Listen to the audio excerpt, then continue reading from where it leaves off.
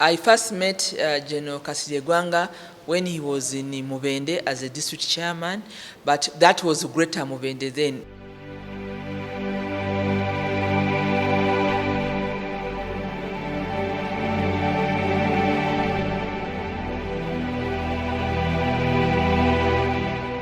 A man who said no and meant a no. You just don't have to go about cutting. Yes, only when he meant it. I know what I'm doing is really for the country, Uganda. Some described him as a fixer of sense, while others called him a master of generosity.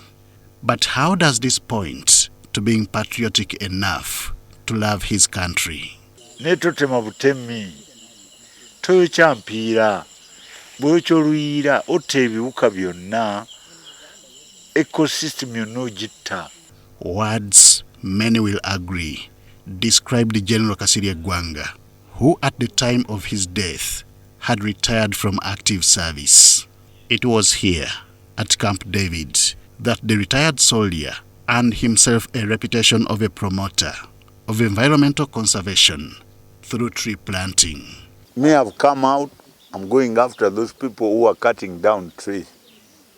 But what have you done to assist Kasirye Gwanga? All he did was expression of love for his country's ecosystem. But all they did was to describe him as mad. Just depicting me, but mad general. Mad general. I'm not a madman. Everybody takes a limb to remember him. And like he said, one day, they'll remember. But I'll be dead. He is indeed gone. To the resident of Machindye, he's been our neighbor.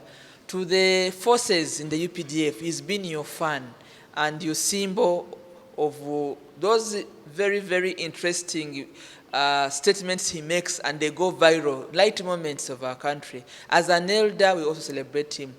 Major General Kasirye Gwanga was born at Katakala village in 1952 in the then Greater Mubende district. Gwanga is a product of a father who was a hunter and a farmer. Such skills could have defined his occupation of being a farmer and a soldier. He attended Katakala Primary School before joining Kibuli Secondary School for his O-level education.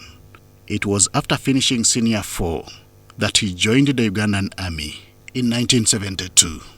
He would be posted after initial training to Arua in the West Nile sub-region as a map reader. He served in that capacity until 1977 before being promoted to the position of artillery officer in 1978. However, there was a turning point to his military career in 1978 when the Tanzanian People's Defense Forces invaded Uganda. When Kampala was captured and Amin was deposed in 1979, Kasirye Gwanga surrendered and was taken as a prisoner of war. Bansibe ennaku 897 bansibira bwereere. Abatanzania twalwana ne batukuba ne batutwala ne batusiba ne batukomyawo ne batusiba. Nze sina mikwano. It took negotiations by President Godfrey Binaisa in June 1980 to have political prisoners returned to Uganda. They were first housed at Maruku Prison in Mbale district before being moved to Kirinya Prison in Jinja. It took Kasirye Gwanga's patience to 7th October 1981 for him to be released among the first batch. Nze Kasirye Gwanga bannange baafa nga tulina musango. After the capture of Kampala by the National Resistance Army, led by President Yoweri Museveni, Kasirye Gwanga opted for farming besides military service. Between 1986 and 2005, he served in several roles, including as the LC5 chairman for Mubende district and as the director of stores in the UPDF. The coincidence of him passing on Heroes Day is God's decision. I think it's also a statement in its own right. that he has passed on the baton to the future generals of our country, and everybody, like I've said, can be a general in your own right. In January 2005, he was retired from the army at the rank of brigadier, but asked to be reinstated after 3 months. To this, he was allowed on a renewable contract of 5 years. The loyal and aggressive soldier always stood his ground, even on sensitive and controversial matters, to the extent of having issues with the media. But for you, because you are going to splash a headline, Kasirye Gwanga, kampe akatabu, kampe, ne mutundo ubutabu, na mutundo ya kumanyagafu. Tubakoi.